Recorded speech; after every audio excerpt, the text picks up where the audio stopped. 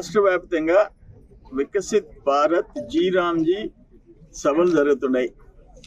దాంట్లో ప్రధానమైనది ఏంటంటే ఈ ఉపాధి హామీ 100 రోజులది 125 రోజులు పెంచడం, గ్రామ సభల ద్వారా వికసిత్ గ్రామ పంచాయతీ ప్రణాళికలు ఏర్పాటు చేసుకోవటం, శక్తివంతమైన నిరుద్యోగ భృతి ఏర్పాటు, వికసిత్ భారత్ గ్రామ పంచాయతీ ప్రణాళికల్లో అన్ని పథకాలు అనుసంధానం, నిర్ణీత సమయంలో చెల్లింపులు, ఆలస్యానికి పరిహారం, సాంకేతిక పరిజ్ఞానంతో శక్తివంతం.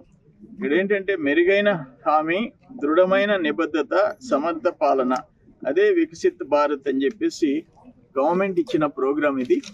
అందుకని ఈరోజు అన్ని గ్రామాల్లో ఈ కార్యక్రమం జరుగుతుంది. అంతకుముందు ఉపాధి హామీ ఎవరికైనా ఒక వ్యక్తికి ఓన్లీ 100 డేస్ సంవత్సరానికి, ఇప్పుడు దాన్ని 125 రోజులు చేయటం జరిగింది.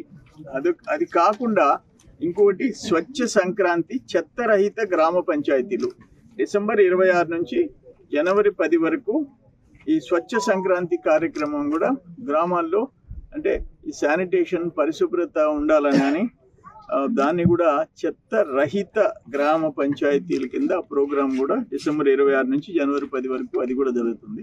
ఇవన్నీ ఉద్దేశం ఏంటంటే గ్రామాల్లో పరిశుభ్రంగా ఉండాలా, ప్లస్ ఈ శానిటేషన్ పర్ఫెక్ట్గా జరగాల.